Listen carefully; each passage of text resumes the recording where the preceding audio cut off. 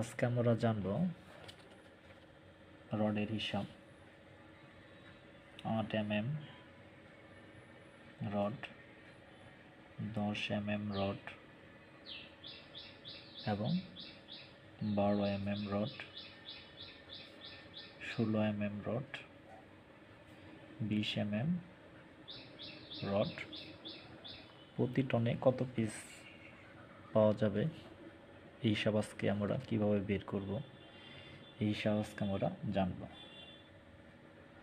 8 mm rod, 10 mm, 12 mm এবং 16 mm রডের dia অনুযায়ী আপনারা বাজার থেকে কত পিস রড পাবেন তার জন্য আপনাকে একটা সূত্র জানতে হবে। সূত্রটা হচ্ছে ডি স্কয়ার সমান সমান 532। এটা হলো আপনি কিভাবে বের করবেন এই সূত্র প্রয়োগের মাধ্যমে এবং প্রতি ফিট রডের ওজন বের করে, যেহেতু আমরা 8 mm রডের ডায়া অনুযায়ী মান বের করব তার জন্য আমরা এখানে ডি মানে পরিধি মানে ডায়া, আমরা যেহেতু 8 মিলি রডের প্রতি ফিটের ওজন বের করব তার জন্য আমরা লিখতে পারি এইভাবে 8 mm রডের ওজন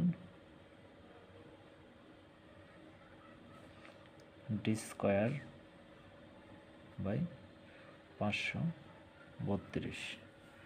আমরা যেহেতু 8 mm রডের ডায়া নির্ধারণ করব তার জন্য আমরা 8-এর উপরে স্কয়ার বাই 532,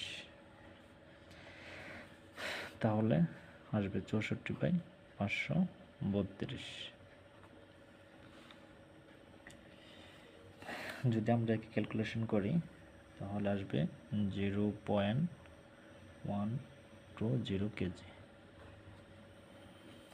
তাহলে আমরা বাজার থেকে যে একটি রডের মান পাবো, মানে লম্বায় কতটুকু পাবো, যদি বিএসআরএম রড কিনি তাহলে 39 ফিট 6 ইঞ্চি পাবো, আর যদি কেএসআরএম কিনি তাহলে 39 ফিট পাবো। তাহলে আমরা একটি পূর্ণ রডের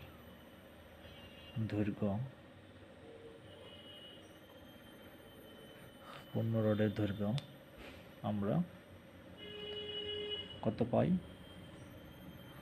39.6 ইঞ্চি।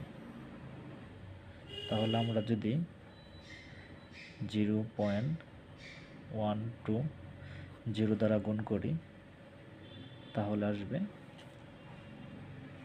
4.74 কেজি। কারণ আমরা এখানে যে মানটি পেয়েছি 0.120, এটা হলো 1 ফিটের ওজন 8 মিলি রডের। তাহলে আমরা একটি 8 মিলি রডের পূর্ণ রডের দৈর্ঘ্য পেয়েছি 39 ফিট 6 ইঞ্চি। সেক্ষেত্রে আমরা একে গুণ করলাম 0.120 দ্বারা, তাহলে আমরা যে মানটি পেলাম 4.74 কেজি। সুতরাং 1 টনে পাওয়া যাবে 1 টনে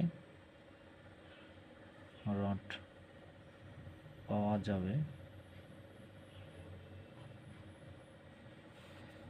তাহলে আমরা 1 টন রড জানি 1000 কেজি।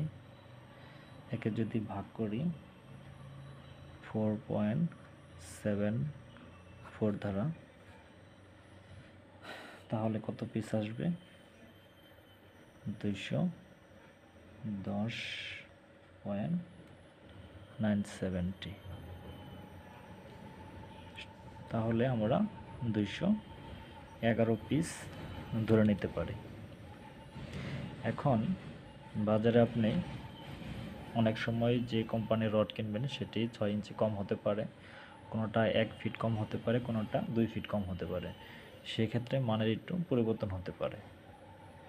আশা করি এইভাবে আপনারা অন্যান্য ডায়াগুলোর 10 mm রডের ডায়া অনুযায়ী আপনারা 532 দিয়ে ভাগ করে এরপর মানগুলোকে হিসাব করে আপনারা এইভাবে ক্যালকুলেশন করে নিতে পারবেন। 12 mm সেম 532 দিয়ে ভাগ করে আপনার এই মানগুলি এইভাবে বের করে প্রতি টনে কত পিস রড পাবেন এই হিসাবগুলো আপনারা সহজে করে নিতে পারবেন। এছাড়াও যদি আপনাদের সমস্যা হয় বুঝতে, অবশ্যই কমেন্ট বক্সে কমেন্ট করে জানাবেন। ধন্যবাদ।